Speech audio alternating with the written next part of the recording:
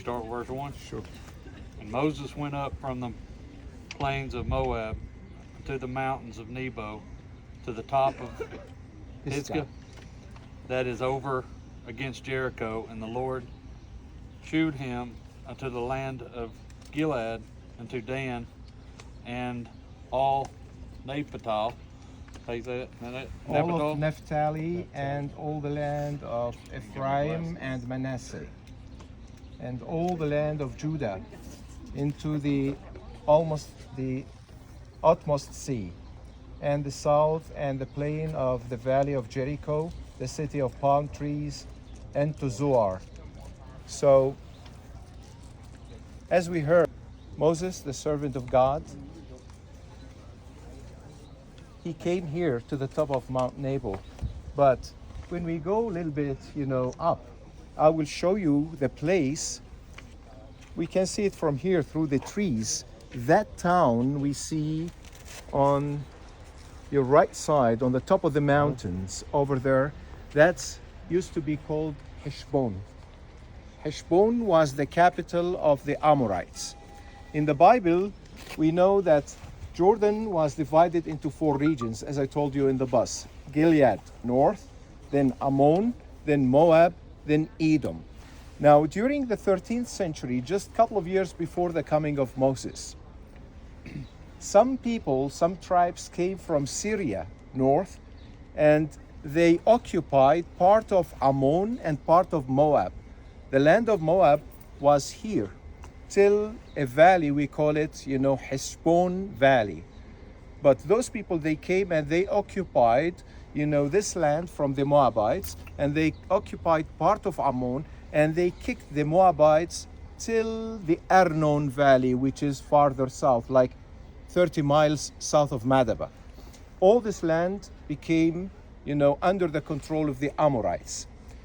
That's why in the bus, if you remember, when I was talking about the Exodus, when Moses arrived first to the kingdom of Edom in the southern part of Jordan, the Edomites didn't give him the permission, because the Edomites refused to give Moses because they afraid the huge number of people. The Bible mentioned that 600,000 persons or men actually came with Moses. We are talking about the men, and for sure we have 600,000 women plus children. So we are talking about almost 1.5 to 2 million persons. They were, with Moses at that time. Imagine, 200 or 2 million persons. When you see a people like this, for sure you will say no, because they are afraid that those people, they might come and occupy or control everything. So what's happened? They refused to give Moses the permission. Moses was a very quiet person, but who was very nervous guy? His brother Aaron. Aaron told him, let's fight.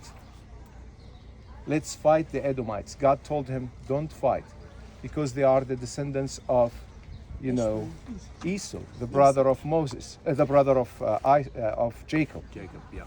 So here we have the land of Edom. This is, let's say, Jordan, okay? Moses had to turn around the kingdom of Edom, and he didn't pass through the kingdom of Edom, through the King's Highway. The King's Highway was the ancient trade route connecting those biblical kingdoms together. So he had to go south again, and he entered the area, we call it Arava Valley. The Arava Valley now, between Jordan and Israel, it's the place where Jordan and Israel signed the peace agreement. It's the area between the Dead Sea and the Red Sea. It's almost desert. So they were walking and they camped whenever they found water, because for sure 2 million persons, they need water to drink. So they camped first in the Zered Valley.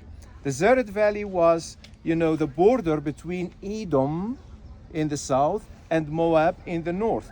But when they camped from the western side of the Zered, and they didn't get to the land of Edom or to the land of Moab. And they continue after that north, and they camped in another valley, we call it the Arnon Valley, which is also the Grand Canyon in Jordan.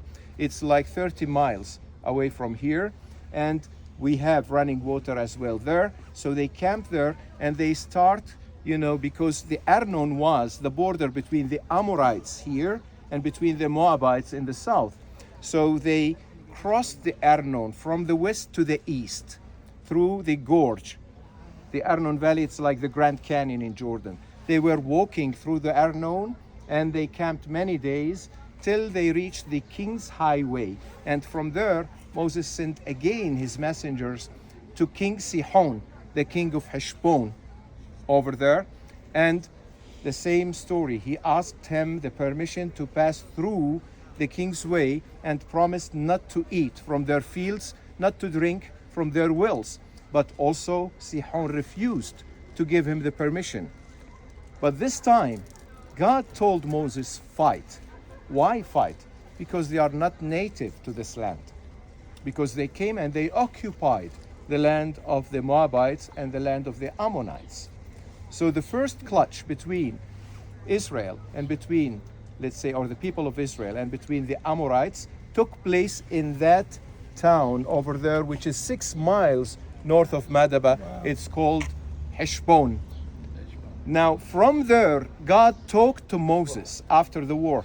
Heshbon was destroyed, King Sihon was killed, and the Bible mentioned in the book of Numbers, the Bible mentioned that Heshbon was a walled city with a lot of water cisterns and also huge water cisterns, and it was in the plains of Moab. That's why when the people of Israel saw the fertile land over there, they said, why we should go and cross over there since we have fertile land here. And along the way you saw the land, it's red soil which is rich of iron, and it's good, very fertile, very good for agriculture. So there God talked to Moses and told Moses, climb from the plains of Moab, because we are in Moab, to the top of Pisgah. Pisgah, it's Aramaic word, means the peak of the mountain. Opposite to Jericho. When we get up there to the edge of Pisgah, we will see Jericho in front of us, just 17 miles away from a straight line from here. And God told Moses, I will show you the land that I promised to give to Abraham, Isaac, Jacob, and their descendants. You will see it in your eyes, but you will never step there. And God showed Moses, as the Bible said, from all the land of Gilead. Gilead, it's 50 miles away from here. In our normal eyes, we cannot see 50 miles. So there was a magical, let's say, view was given to Moses. It was like a miracle.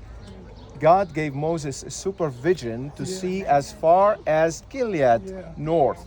Wow. All the way until Dan, the lot of Dan. The lot of Dan, very close to the Mediterranean Sea. Again, we are talking about 50 miles, 75 kilometers away from here. And we have, just imagine, we are here on the top of Pisgah. Opposite to Pisgah, we have the mountains of Jerusalem. We cannot see farther than Jerusalem. But God showed him farther than Jerusalem all the way till Dan, the Mediterranean Sea. Then, all Naphtali and Ephraim. Naphtali and Ephraim, the children of Joseph. And where is their land? Judah. Samaria. In Samaria.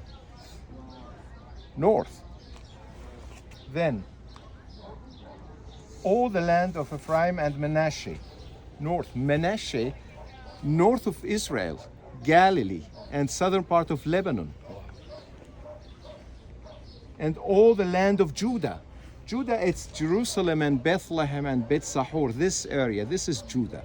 Wow. Okay? The whole land and the whole land of Judah until the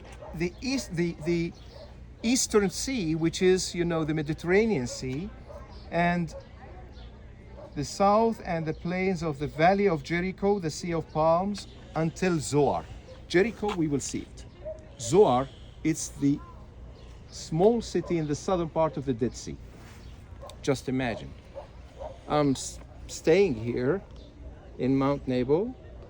From here, I can see the southern part of the Dead Sea.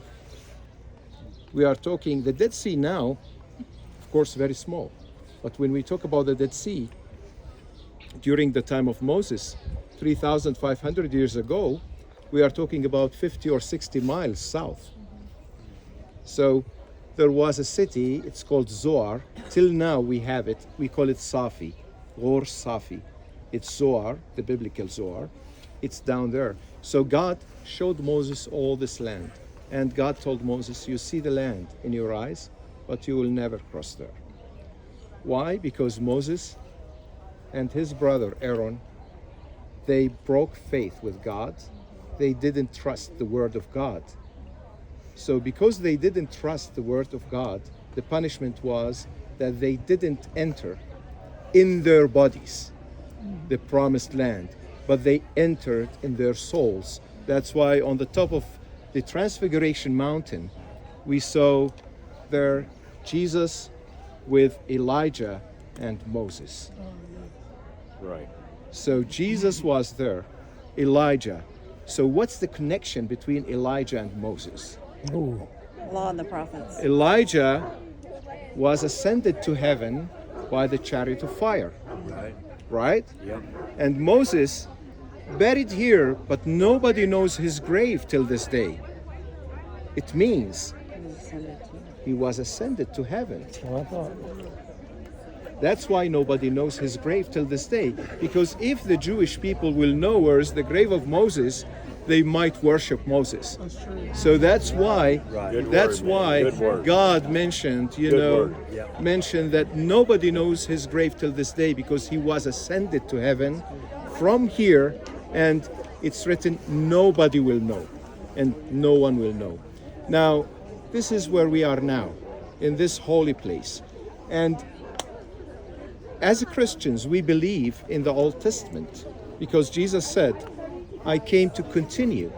So as Christians, we believe in the Old Testament. We believe in Moses as a prophet. Now, after Christianity, another religion started to spread all over, which is Islam. And the Muslims, of course, they took a lot from Judaism and from Christianity. And at that time, of course, the Muslim prophet who started to learn a lot from the Christians at the time, he started to write and to recopy actually all the biblical stories in the Quran. So that's why when we read the Quran, and this is what I'm doing now, I'm doing a lot of searches to write about the sources, the real sources of Islam, and if this person is a prophet or no, from where he got all of this. But of course, I'm writing, but I cannot, publish this in a book here. Otherwise, I will be killed in this place. So I'm waiting for the right time to leave Jordan, and I can use a different name, like fake name. We'll publish it in the States. Yeah, exactly. So he mentioned Moses 137 times. 137 times. Abraham was mentioned in Quran 40 times. Jesus was mentioned in Quran 27 times.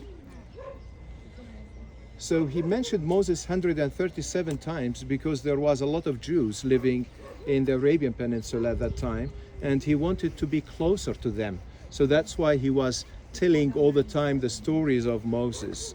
And for the Muslims now, Moses is considered a prophet. Aaron is considered a prophet. And from here, the Franciscan custody of the Holy Land, they got the idea that since we are in Mount Nebo, the memorial of Moses, the place where the three religions believe that Moses is a prophet, they added this monument here at the beginning of the 3rd millennium. And they carved here in Latin, Unus Deus, one God, Pater Omnium, Father of all, Super Omnis, over all. On the back side, they carved in Arabic language, Allah Mahabba, it means God is love. Da'wat as-sama wa risalat al-anbiya, This is the message of all the prophets and the message of heaven.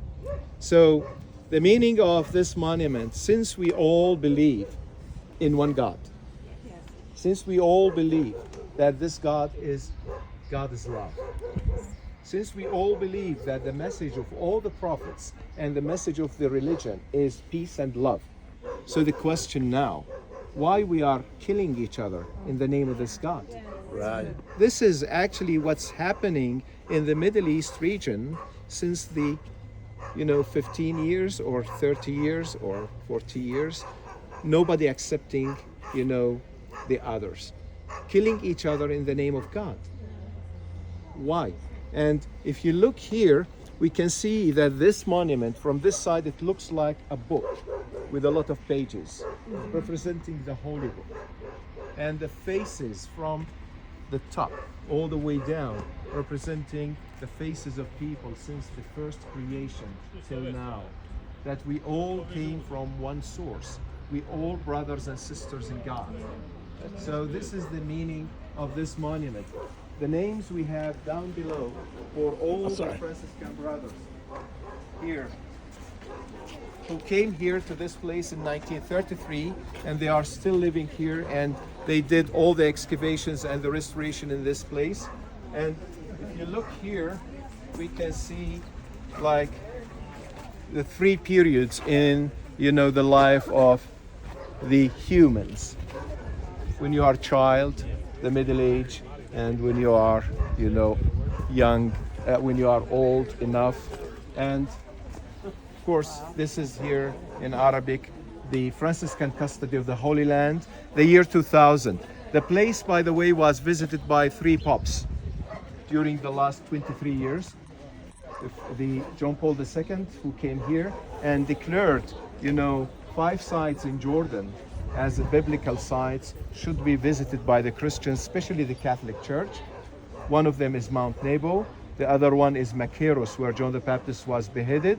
The third one, Bethany beyond the Jordan, where Jesus was baptized. And 2 sites in the north part of Jordan. One is the Cave of Jesus.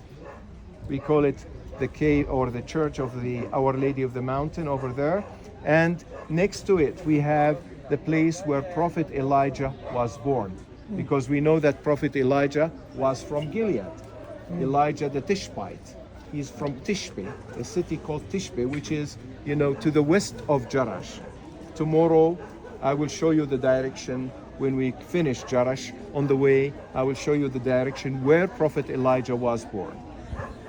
So, over there we can see the sign of the site, Mount Nebo, Siara. Siara, Aramaic word, means monastery, memorial of Moses, because nobody knows the grave of Moses till now. Christian holy place, because it's run by the Franciscan custody of the Holy Land till now. Okay. And about the mosaic here at the museum, but I want to show you something here. If you look to this map, or this is a picture actually like a satellite image from, up to the Jordan Valley region. This is the Dead Sea here. This is the Dead Sea. This is Wadi Arnon, the Arnon Valley, which is the Grand Canyon in Jordan here. This is Machearus or Machearus, where we visited today. And here, Jerusalem and Jericho. And this is the Jordan River, the baptismal site of Jesus. Okay? Now, the orange, let's say, lines we see, those are the pilgrimage route during the early Christian time. So most of the Christians who came here, and actually, when we read, the book of Deuteronomy about Mount Nebo, okay, it's mentioned opposite to Jericho, but we don't know where exactly. Because if I stand here, I see Jericho. If I go 10 kilometers south, I can see Jericho as well. If I go north, I can see Jericho. But who gave us the right location? The early Christians. The early Christians. Christianity, as you know, started here in this area because in the year 70 AD, when the Roman conquered, let's say, the Middle East region, and they destroyed the temple in Jerusalem in the year 70 AD during the Jewish Revolution, most of the Christians came here to the east bank of Jordan. Madaba was the second important city after Jerusalem, because in Madaba we found 100 Byzantine churches. 100 Byzantine churches. And we found a lot of churches all over Jordan. We found a lot of, caves for the early Christians used as secret places for worshiping, because the first period in Christianity, which is from, day one for Christianity, from when Jesus started his ministry till 332 AD, that was a secret, religion, because the Christians used to be killed by the Roman at that time. And at that time, the Christians used a secret symbol, which is the fish. Now, many of us using this secret symbol, but nobody knows what does it mean. When I ask sometimes the people, do you know what is it? They said, because Jesus blessed the fish and the bread. Because the apostles, they were fishermen. Because. The Greek language was the official language at that time and the international language. They used to say in Greek 5 words, like one verse in Greek, Jesus Christ, Son of God, our Savior. If we take one letter, the first letter, from one of each those 5 words, we will get the word ekthos. Ekthos in Greek means fish. So this is the meaning of the fish. The fish means... That's what it says in the fish. They write, this is, ekthos. Yeah, when they have the fish tossed inside. Ekthos, it means Jesus Christ, Son of God, Savior. Okay? Wow. At that time, the Christians, what they used to do, shake my hand. When I shake hand with anybody, what I see this part. Right. They used to make tattoo here, and they used to make tattoo here. The tattoo, the fish, to recognize each other, to know that this person is a Christian. That was before the discovery of the cross in Jerusalem. That's why if you go to Egypt, have you been to Egypt before? No. Okay. When you go to Egypt and you meet, any Egyptian Christian, the Coptic church till now, they have a tradition at the age of 2 for anybody, girls, boys, they make a tattoo here, cross. Here or here. Till now, they are still keeping this tradition, but they replaced the fish with the cross. So the cross was, used recently after the 4th century, but before that, the fish was, the sign to recognize each other.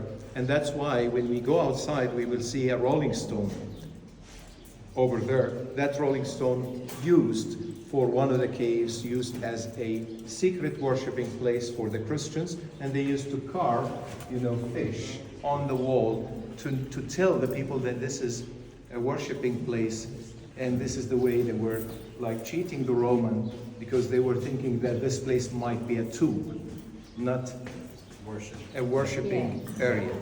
Okay, if you come here, so in the bus, when you just arrived, I was talking about the Jordan Valley, and I was talking about the tectonic movements and the Great Rift Valley. And every 100 years, by the way, we are expecting a major earthquake somewhere along the Rift Valley. The last one was in Jordan, 1927. And of course, in the past days, we had a lot of earthquakes, but the major and the biggest one in Jordan was in the year 749.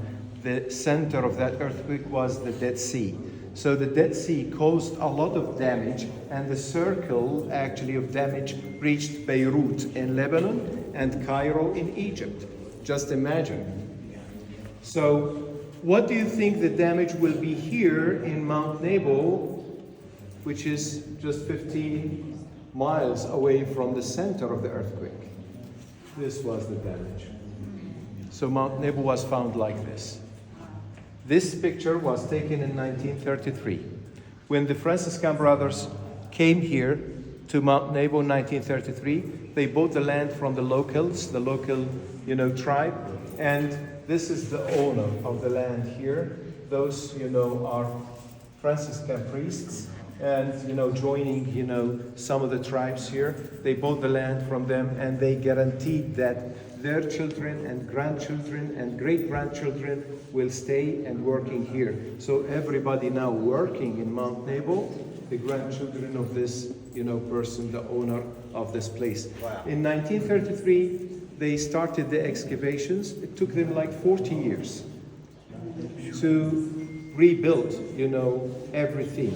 And during the last couple of years, even the church was closed for renovation for almost 7 years. Now it's open, of course, and we can see how they developed the church. But I disagree with, the new stones. They use the new stones to rebuild the church. But at least, inside everything is still, natural, and everything is fine. Here we can see some remains dated back to the, different periods. We can see pottery pieces. We can see some flint stones dated back to the early Stone Ages. And you all remember Flintstone cartoon. Oh, yeah. Yeah. Here we have some Flintstone tools used for either fishing or cutting or eating or making fire. Here we have a copy, actually. This copy, it's a picture for the stele of Mesha. Mesha, he is one of the Moabite kings mentioned in the Bible. He was the king of Moab during the time of King Omri and King Ahab, during the 9th century BC. And he left, a stone like this with Aramaic inscription, the Aramaic Moabite inscription. It's 34 rows and 90 words. And in this part where we have the yellow color, he mentioned that he rebuilt the city of Medba and rebuilt the city of Nebo and paved the Arnon Valley, which is the Grand Canyon in Jordan. So he is the one who mentioned actually what's happened here and how he rebuilt this place after he liberated his land from the Israeli occupation. The kingdom of Israel occupied his land, or part of his land, for 40 years, and he liberated this land, and after that he rebuilt the city. And here he asked his people to dig a lot of wells, because that year the water wasn't really good, the rainfall water. And now in Madaba we found, by the way, more than 100 Moabite wells dated back to the Moabite time, imagine. Until now, some of the wells, we still have water in those wells, and we don't know from where. The water, the source of water, nobody knows where. As I mentioned in the bus, the most important pilgrim actually who came here to Mount Nebo at the beginning of the 4th century AD was, Egeria, who came from Spain, and she wrote in her, diary book and described her trip. She said, "When I left Jericho to Bethany beyond the Jordan, where my Lord Jesus was baptized, I continued my trip through the Roman road from Livius to the city of Espus." Espus, it's the city of Hesban or Heshbon, the one I showed you. And there was a road connecting the Jordan Valley with the city of Espus or Heshbon. And the Roman, they were very smart people. Every 1 Roman mile, like similar to the mile we have these days, they used to put like a column, we call it milestone. They used to carve the name of the emperor, the name of the next city, the distance to the next city, the number of the milestone. They used to give numbers for the milestones. So the Franciscan brothers, when they came here, they followed the steps of Egeria, and they found the remains of the Roman road, and they found the milestone mentioned by Egeria. And from the milestone, they turned to the right, according to the description, and they reached to Mount Nebo, which is here. Later on, they brought the milestone and they put it here. This is now the 6th Roman milestone, this one. Wow. Here we can read over there Caesar, up there Antonius.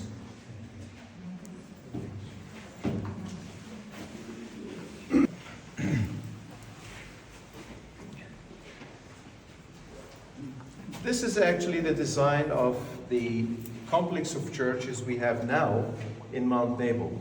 But of course the Christians, they didn't build the whole complex, at once. When Egeria came during the 4th century AD, she talked about a small chapel was there in Mount Nebo with some monks from Africa. And this chapel, it looks like normal house, like square building, but inside we have the altar, we have like clergy seats and 3 apses. By the way, all the churches in the ancient time, during the Byzantine time, were facing east. Because at the end of the days, Jesus will come from the east. So that's why all the churches were east-west, like the Documentus in the Roman cities. So she was talking about this part. This part is the earliest part and the oldest part in Mount Nebo. We have this square building. We have the apses, the 3 apses and clergy seats. And she talked about empty tomb used as a memorial tomb for Moses. This is the description actually of Egeria.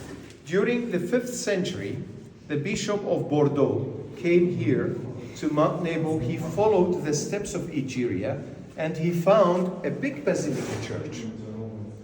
And he was talking about this basilica church. This part here was added to the old chapel, and the 2 parts together became one big basilica church. The basilica, it's the design, which is Roman design originally, was taken by the Christians to be used as a place, for worshiping. The Roman used the place for gathering, for meetings. And we have like a big nave in the middle here, and 2 aisles and 2 lines of columns. In Jordan and most of the world, we have 2 kind of, churches. We have the basilica design and we have the central design. The central design, it's like octagonal design or some other, designs. So during the 5th century, they built this place and they added, the basilica to the old chapel, and the 2 together became one church. The 6th century AD, it was the golden age of Christianity. Christianity, spread all over. When Constantine converted to Christianity, the east part of the Roman Empire was Christian, the west part was still pagan. But later on, all of Europe became Christians during the 6th century. That's why we call it the Golden Age. Most of the people here, most of the Middle East, they were Christians, everybody Christians. So what's happened here? They decided to add this part to the church and used as a baptistry. And here they decorated the baptistry with a beautiful mosaic floor. The baptistry was 1 meter, like 3 feet lower than the level of the basilica. And the 3 feet here, to go from the nave to go down to the baptistry, you should go through 3 steps. The 3 steps representing the 3 days Jesus spent in the tomb. Because the meaning of baptism, that you die and you reborn in faith. So here they decorated the baptistry with this beautiful mosaic. The baptistry, it looks like the cross here, and they decorated the mosaic everywhere. If you look to this picture, this is the picture of the mosaic of the baptistry. The artist actually who did this design, he was one of the famous, priests at the time during the 6th century here in Madaba, and he was from Madaba. His name Salmanius, and he did, this design, and he left some Greek inscription here, mentioned the date of the mosaic, 531, and mentioned, the name of the bishop of Madaba at that time, and mentioned the names of the monks who used to live here. If you look to the picture, we can see that the upper half here, it shows some hunting scenes. The hunting scenes, we can see a lot of hunters killing, the animals, and this part representing the life we live before receiving faith, with all the sins we do in our life. It's like the hunting scenes, like the jungle life. And if you look to the lower part, the lower part, it shows the pastoral scenes, the peaceful life. And this is representing the life we have after receiving faith. And here we can see a local shepherd sitting on a rock, watching his animals. And we can see two other shepherds, one black from Africa, and the other one with Persian dress. And all of them sharing the same spot. And this is the meaning, again, of that monument, the one I just explained, that the religion came to everybody, not to a specific, country or origin or color or language. So we are all brothers and sisters in God. Now, what's happened here? They added this mosaic during the 6th century, but during the 7th century, there was, a new religion started to control the Middle East region. Islam started to conquer the Middle East region. And the Muslims, till now, they don't believe in icons or pictures or any kind of figures. It's completely forbidden for them in their religion. It's haram. So one of the Christian emperors at the time, his name Leo III, he gave his orders to destroy all the icons, all the statues in the churches, everywhere. But the monks here, they didn't want to destroy this beautiful mosaic. So what they did, they used the difference between the level of the baptistry and the level of the basilica, the 1 meter, they fill it with sand and stones, and on the top, they built a new mosaic to cover everything underneath, and that mosaic with geometric designs. So here, they covered all the baptistry with the mosaic, with everything. They filled this 1 meter, like 3 feet, sand and stones, and they built another mosaic up there, and they used this area for the Sunday classes, for the non-Christians to learn more about Christianity, and they built a new place here, new baptistry, and they built a small chapel dedicated for Virgin Mary, the Mother of Jesus, and both of them decorated with geometric mosaic, geometric designs, without any pictures, without anything. Now what's happened? The place was like a station for all the pilgrims during the years till the year 749. 749, the earthquake happened in, the Dead Sea. The site was destroyed and was abandoned. Most of the cities were abandoned because the typhus disease spread all over. And in the year 1933, the Franciscans came here and they started the excavations.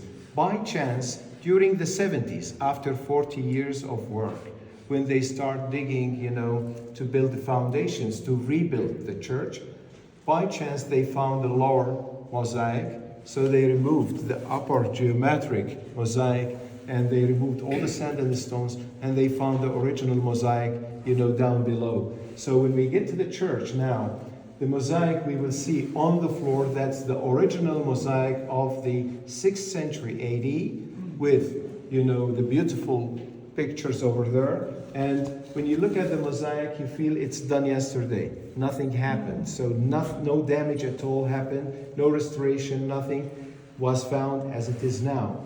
And the mosaic we see hanged on the wall, that's the upper geometric mosaic, the one covered the lower mosaic during the 7th century AD. So this is, brief about what we have here. Almost the direction of 2 o'clock. That's the city of Heshbon, the one I mentioned. Over there. Now from there, God talked to Moses to climb to the top of Pisgah. Of course, Moses climbed alone. So the rest of people, where they were staying? Down in the valley. That's why if you look down, we have a big tree. Can you see it? Yes. Under the tree there is a cave and there is a spring over there. We call it Ain Musa. Ain, it's eye or water spring. Musa, it's the Arabic name for Moses. So Moses Spring. this is one of the springs, you know, where Moses struck the rock and the water came out of the rock. So the people were waiting here for Moses when he climbed alone to, you know, see the promised land. And when he didn't come, Joshua, he found that Moses, you know, gone and disappeared from here. They realized that he was taken, you know, or he was buried somewhere. And after the mourning period, which is 40 days, they, you know, left Mount Nebo and they entered, you know, the promised land opposite to Jericho.